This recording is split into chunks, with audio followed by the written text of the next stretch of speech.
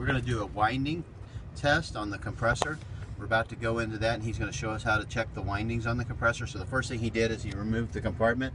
You can see where the three-phase legs feed into the compressor, and then he's going to set his meter up here, and we're going to check the windings. Marked. Somebody marked it.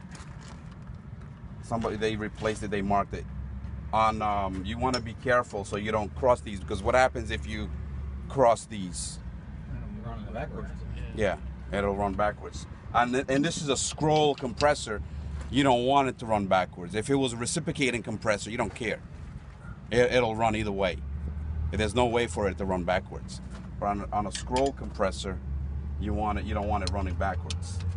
So what we do is we pull that out.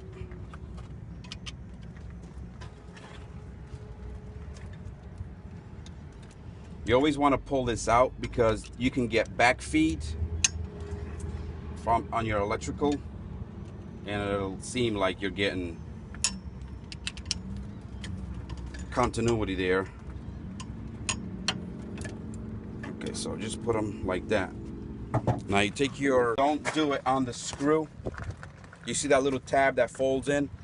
That's your actual point right there, is that little flap, that tab. Yeah. That screw is just to push it into that tab.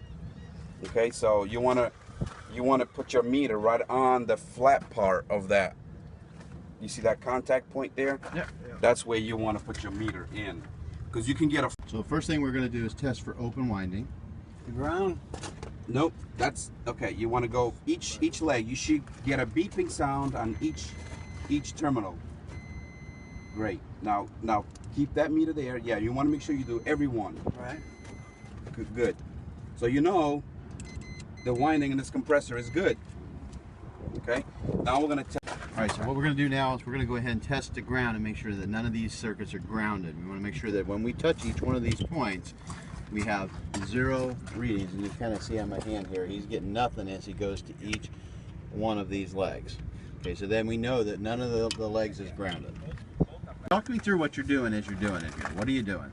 Well, I've hooked it up to common. Okay, common. And then the green one is fan. So then we're going to do the green one, which is fan. And yellow is stage 1. I don't know if we want to jump both stages at the same time or just one at a time. We probably just do both at a time right now, I think. Or one, just do stage 1, that's good.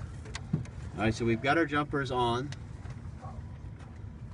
We're just going to dead end that one right now because it's actually a 4-prong jumper. So now we're set. You could go ahead and we have put the jumpers on to go ahead and enable the fan and stage 1. We're going to do an amp draw on the 3 legs of the compressor. So the first one we're rating 10.7 amps, okay?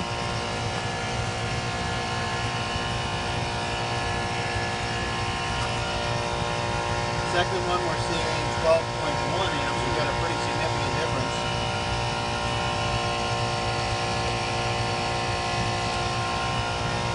And the third one we're seeing 12.6. Again, one leg was running a little bit lower than the rest. A little bit lower.